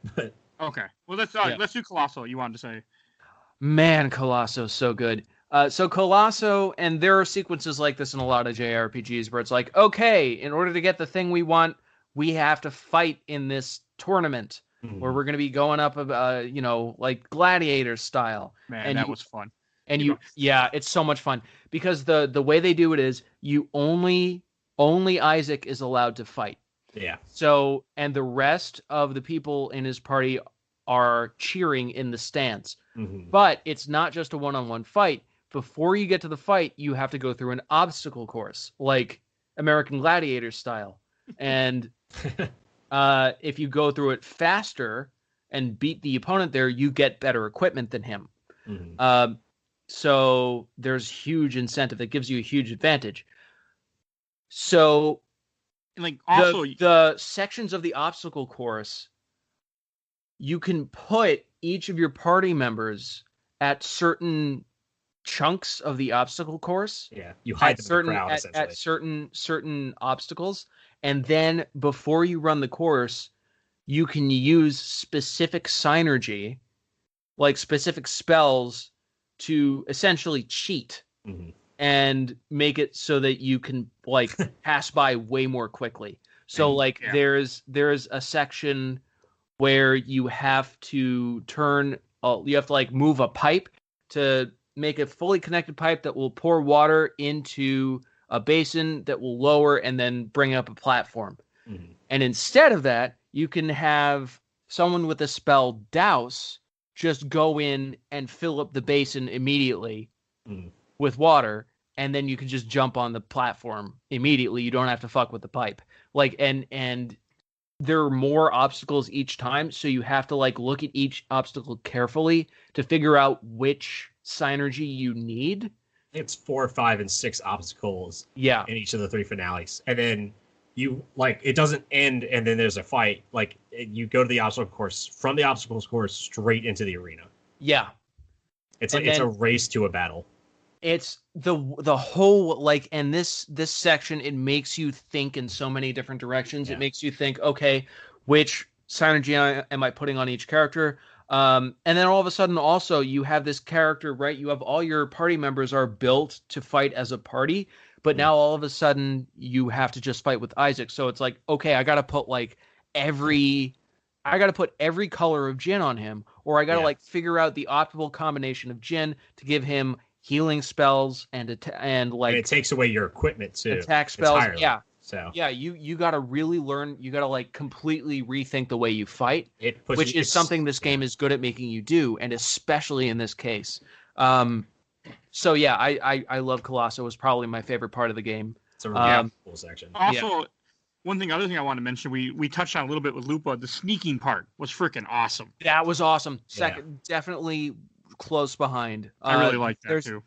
Yeah. You know it's a It's- a it's- unique game when you can yeah. say, "Oh, the sneaking section was pretty Yeah, good." I love that part. They're Yeah, like, hey, no. what are you doing? Yeah. Because of the way it integrates the synergy. This is not a because PlayStation 2 game. The sneaking you're- section was good. Because you're using it's really smart because you have this spell that lets you vanish as long as you're in shadow.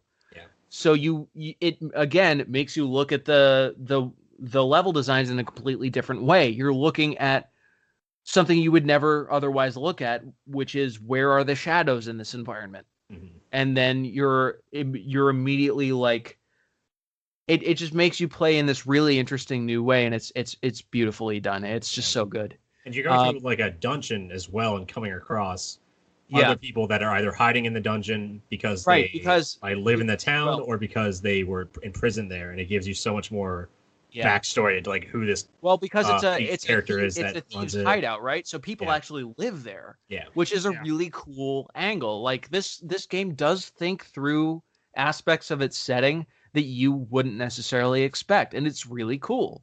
Yeah, that's all part of the like. That's the optional side quest dungeon as well, but it's set That's up the in one such you a can way of totally like miss.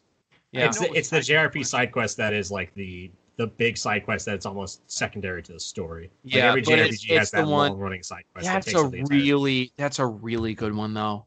it's that's really a it's a really great good one. side quest. I thought it was Um, part of the story. I didn't realize it was optional until That's the show. totally optional. Totally optional. You can completely miss it. What it does is it gives you more context for Ivan at the end of the game, because so everybody has weapons that you can buy and sell, but Ivan starts with a shaman's rod weapon which you cannot get rid of, and it just like you can't sell it, you can't discard it. It won't. The game requires you to have it, and for the longest time you're like, I don't know why I have this. I don't know if it's going to be like one of those like King's Quest items that comes back like at the very end of the game and is really important. I don't know what's going on. because it's not powerful. You don't get like upgrades for it. It's just a stick that you have, essentially. Yeah. I mean, it's literally just a stick that you have. And if you do all the side quests, you get the context of like this promise that the shaman's rod could become this incredibly powerful weapon. But you have to take it to the specific tomb, which I think isn't even until the Lost Age, right? Because it crosses over. It becomes a key item in the game. You're forced to hand it over to Felix's party at the end of this game. I can't think of any other game series that does that to that extent. If you hold onto this useless item, by the next game, it will be really important. It's pretty cool, actually. It'd be like I just want to point out how dirty that sounds. The shaman's rod. The shaman's rod. Get your head out of the gutter. Here, you little. You little 12-year-old boy. Hold my shaman's rod. Oh, Jesus! Talking about how much you love Isaac. All right. Okay. I think we hit just about everything we wanted to hit with the game. Of my Kraden impression, bastard. You and Kraden. Oh God. But it's like if you picked up a gun in Mass Effect 2 that was like totally trash, and they were like, "Oh well, don't sell it because if you hold on to it until Mass Effect 3, then some character somewhere will take it to another. Like you'll have to give it to somebody else, and if they take it somewhere else entirely, it will become the most powerful pistol in the game. Like that just doesn't happen. So it's kind of interesting that there's this. It is this pretty key cool. Item. Yeah. I didn't realize it becomes powerful. I did that. I sat on it. It's a major MacGuffin. Like Yeah. it has story role. Okay. Anyway, shall we move on, gentlemen? Yes. Yeah. Stefan, are we losing you? Or do you got some time still? I still got because the thing is, I'd like to show up early in case she gets out of work early. But Okay. like we can go another. I want to say 20 minutes is like the max. Yeah. Okay, we'll be done by then. Well, we're at about an hour and a half anyway. So Yeah, let's move on to Shelf or Box. Okay, and then I got listener questions after that I want to do. Yeah. Okay. Okay. I'll start for Shelf. Definitely Shelf. I love this. I really enjoyed this game. I wasn't so sure about it when I first saw it on the list, but I really I really got in my first couple hours. I was struggling. I was like, this is okay. But then when it got going, it grabbed me, and I didn't want to stop playing. And it was a great game, and yeah, definitely Shelf for me. Yeah. I also want to say Shelf, but not so much for the story, which is very interesting. Just says a lot about this game because it's super accessible that it makes you want to keep playing it, even if you don't care what's going to happen next. Yeah. You're just enjoying it for what it is. It's one of those games that you want to force your way through the story to get to the gameplay. Yeah. Yeah. Which is rare, is incredibly rare for a JRPG. Yeah. I just want to say, like, that's an achievement. Yeah. It's a big achievement. So I would definitely say Shelf just based on that, not the story. I'm going to echo pretty much everything Stefan said. This is just a really remarkably fun, refreshing feeling RPG. It's very simple, but that in no way works against it. Like my favorite games in this genre are the simplest ones. And this one adds really the stuff that it adds is so smart and so well thought out and well balanced. And it really makes it stand apart. Yeah, this is going on the shelf. Absolutely. So this is going to be a shelf for me as well. So full shelf for this game. Yep. Yeah, similar reasons. It's got the same problem that every JRPG has. Of every JRPG on the planet has the problem of a little too much story, a little bit too long dialogue. Often, yeah. Just like that's like if you don't care about the dialogue, which I mean, let's face it, in a game like this, there's going to be dialogue that you don't care about. The thing that sets the dialogue in this apart is that like in another game, there's just like in Final Fantasy, for instance, if there's a long dialogue scene, there's a lot of stuff in that dialogue. And oftentimes games like that will give you like the red words. You'll you can skip through stuff and you'll know when to pay attention. They'll give you like lore Bibles to look up in case you missed something. But like in this game, this game is not like that. This game just says stuff in 20 words that you could have said in 2 words. Exactly. Like, yeah. I mean, every time Kraden speaks, it can be replaced with alchemy exists. Magic exists, you are magic. I hate Kraden. I don't know if that's really come across here. I knew you were going to bring up Kraden again. I don't know if it's really come across in how much I hate Kraden. He's just the worst kind of RPG character of I'm the encyclopedia character, I'm the expedition dump. All right. So you know what? I was thinking we wouldn't do the Lost Stage because it's like a 40-hour game. And like I want to play it as much as I do too. Well, long games don't work as well for this podcast. I was going to say I now want to play the Lost Stage for this podcast just to have another entry in your now ongoing feud with Kraden. Yeah.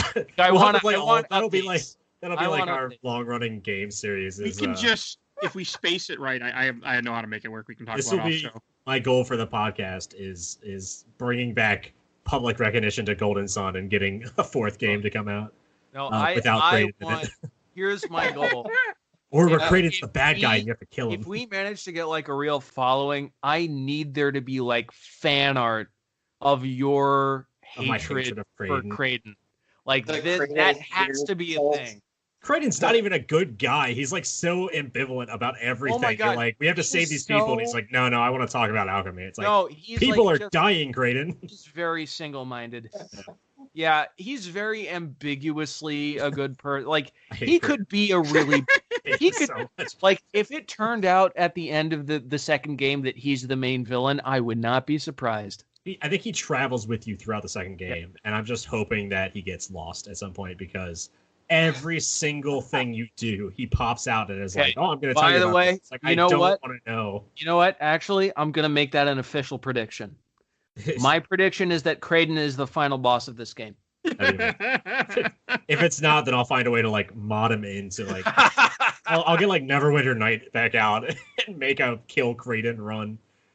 Oh yeah, but let me say so. Yeah, it has the same problems as JRPG. It's going to have the long dialogue. It has lulls in the story at times, but the upsides of this game for me were so high of like just the way they did puzzle solving. It became like part of the game, part of your abilities, like part of you leveling up. I thought so that was well done. We didn't really go enough into the as much into the puzzles as maybe we could have. Yeah, we could have done more. But they're very well designed. We can say they're very Nintendo puzzles. I think.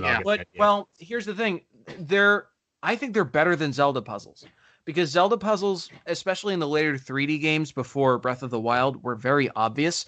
It was very like, oh, we have a beetle-shaped lock. I wonder if I should use my beetle here. Yeah. You know? Yeah. Whereas here, you sort of have to look for those spots. And it's more of like even when you find those spots, that's not the whole puzzle. You have to figure like a out movement. Like it's more like an actual like jigsaw puzzle. I see this piece, and I see other pieces like around. I just need to figure out. I just need to figure out how I can access. How do these all fit together? Or how they fit? Yeah. And then like there's you find at some point in the game you get the whirlwind ability, which you can use to tear down leaves, and like I hadn't even noticed the leaves and the walls at that point. I didn't even notice that they were because they just look like part of the environment, and then all of a sudden, and the same thing. By the way, that's looking for them, you see them everywhere. That's the same thing that happens with the cloak ball, because if you went to Lunpa before you got that, you would look at the front of the fortress and be like, "Well, I definitely can't get in here," and then you get into Lunpa very early in the game. You just don't know what to do. You just can't get into the fortress, and you can't see how would I even do that? And then you come back with the cloak ball, and you're like, oh, there's like a shadow that leads all the way up to the front door past the guards. That was one of the very few times I had to like look something up because I was in Lumpa for hours, and I was like, I don't understand. I've talked to everybody, and this character is very clearly saying like you'd have to be a shadow to get past me. I'm like, this is a clue. But I don't have this ability, and I haven't gotten it, and I don't know about it. So I had to look it up. I was like, I don't understand what I'm doing wrong. There are several points like that in this game. Yeah. But it's like I said, it's got those JRPG problems like that. Long stories, you might not know exactly what to do at every given time.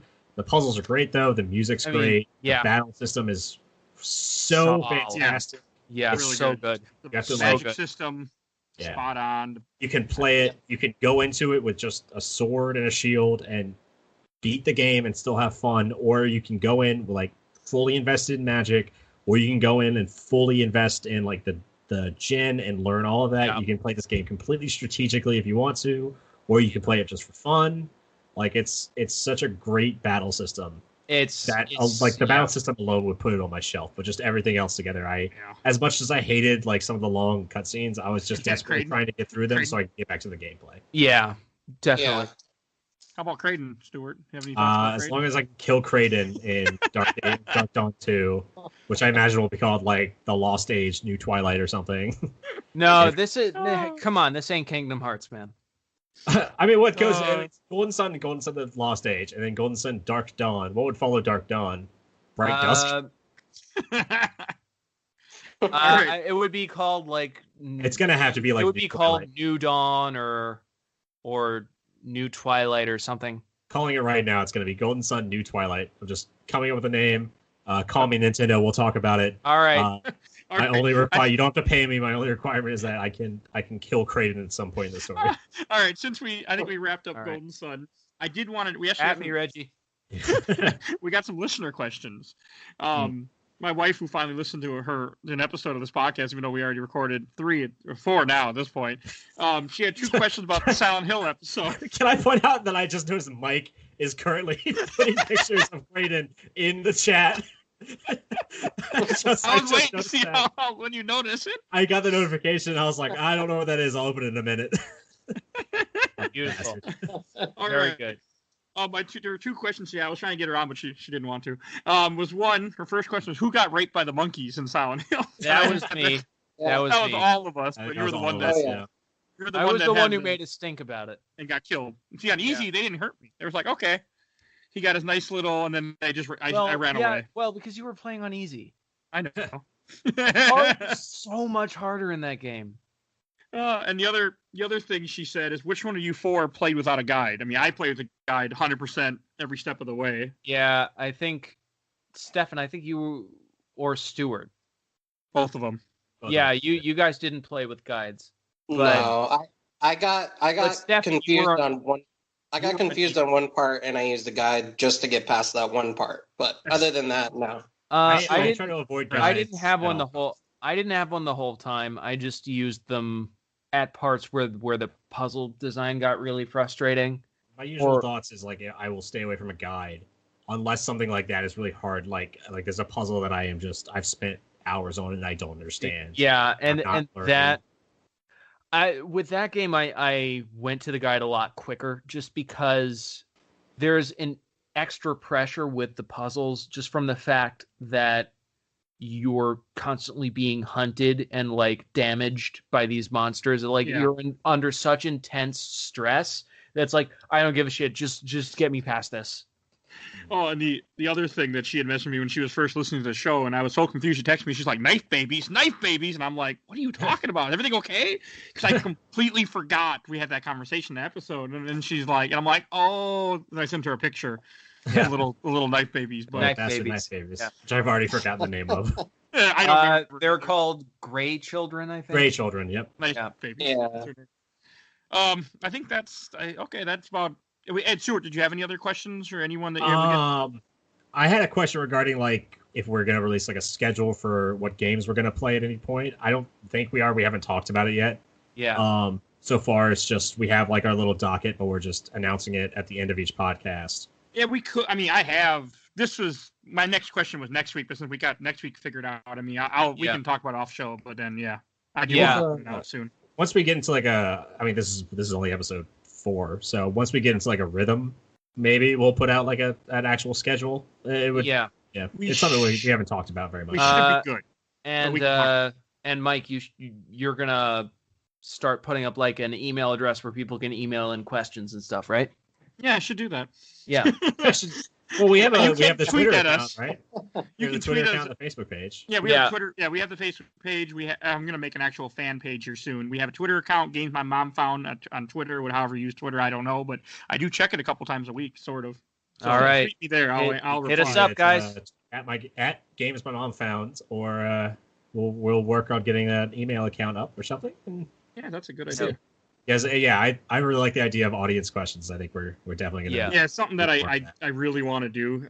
We haven't really done yet, and we'll have voting and things for what torturous games we have to play at different points. It's fair to say, with 4 episodes in, we're still figuring some stuff out, but I think we're getting into a pretty good rhythm pretty quickly. Definitely. Yeah.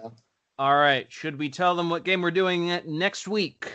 Are we gonna do what we voted on then? We do. Yeah. So Okay. we had a poll on the I Watched the entire Overblood Super Replay group on Facebook on which licensed game we were going to be playing next week. We had a ton of different choices, including Spider-Man: Mysterio's Menace, which was my pick, the TMNT game for NES.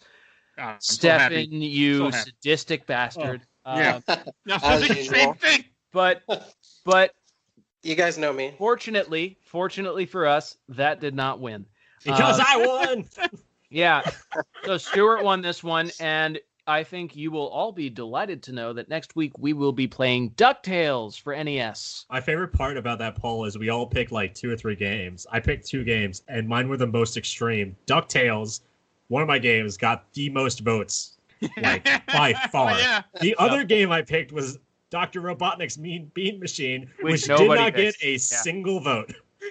Yep.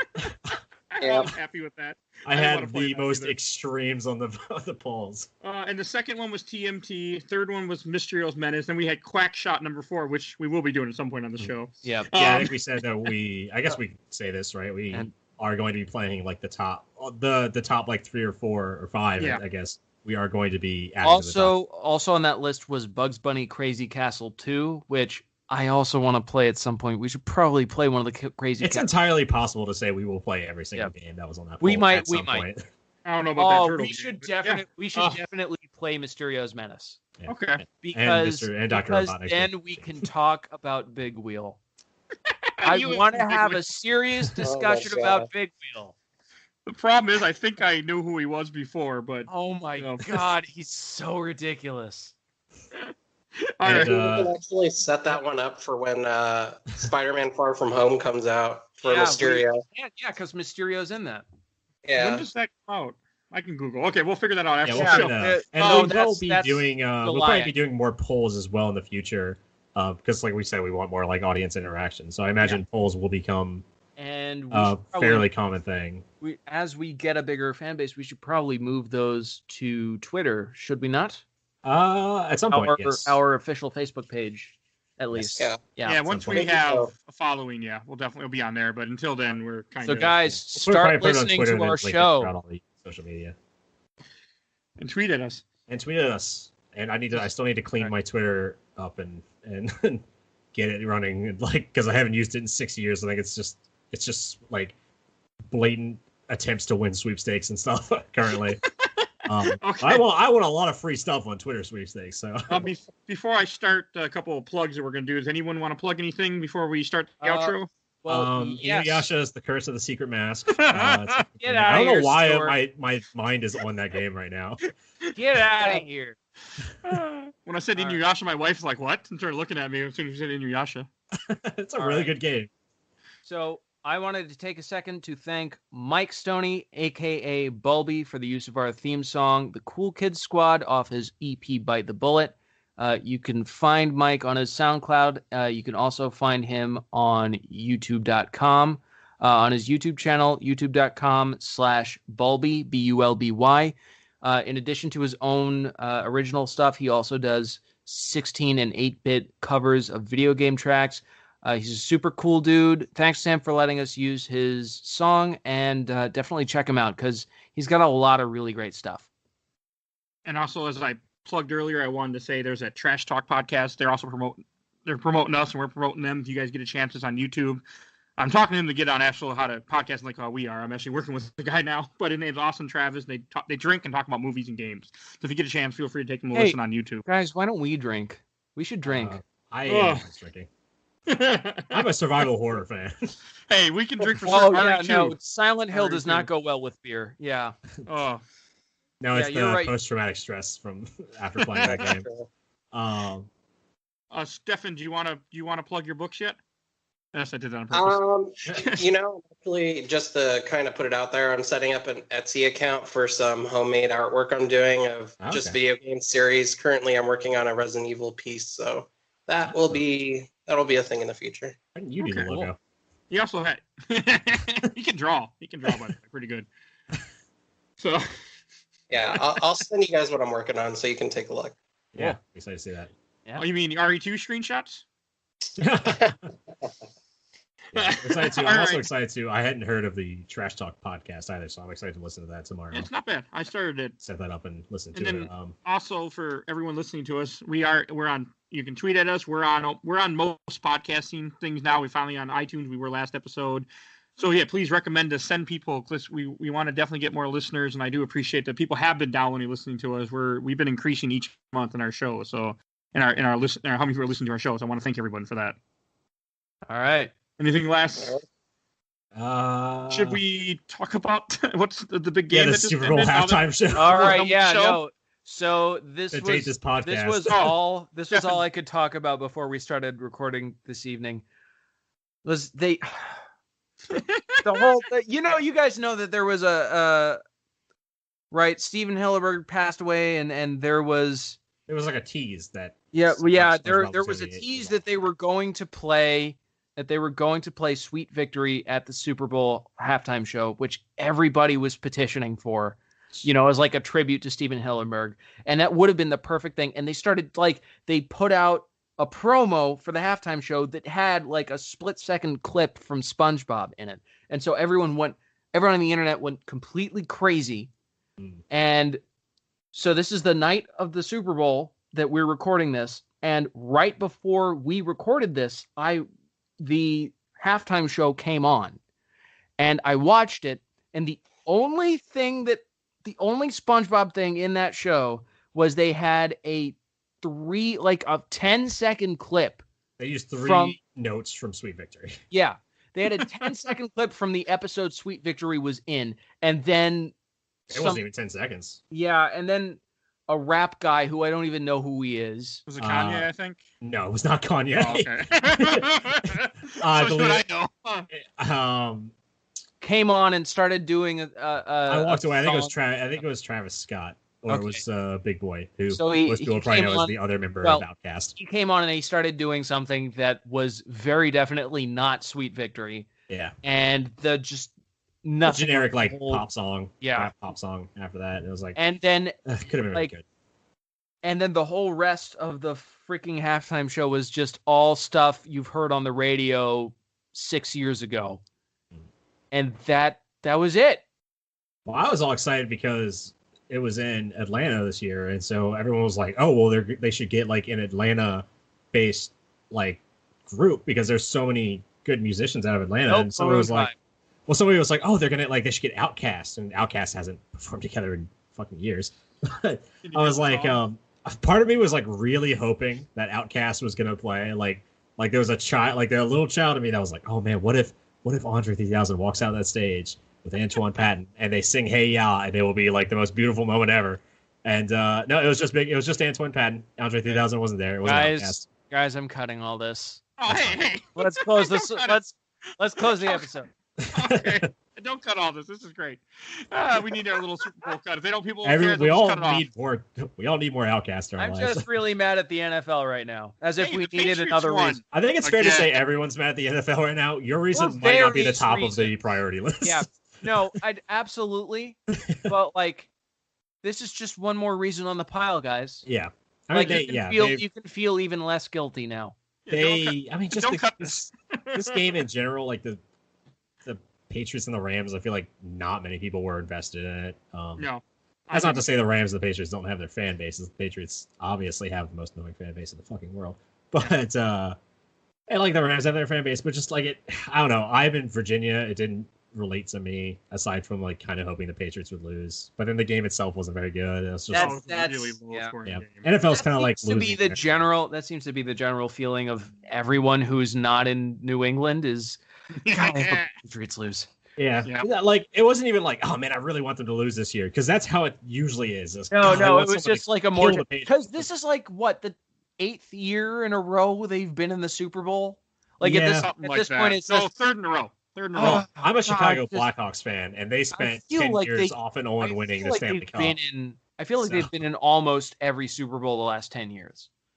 Pretty much. There was a great Wikipedia It's very article close to that. that somebody like changed the Super Bowl Wikipedia article to say like, do you know what I'm talking about? I do know what you're talking about. Yeah, It said, where it was like, yeah. the Super Bowl is a great chance for NFL teams to compete to see who gets to play against the Patriots in the Super Bowl. It was the AFC when it says whoever makes it here gets to play against the Patriots, see who goes to Super Bowl. It was, and then they edited it back, but it was great. Someone put it in there. It's so fucking funny.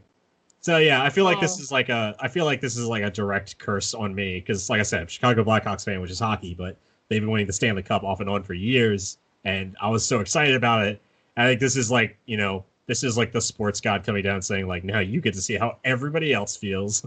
I mean, don't cut that. This is gold.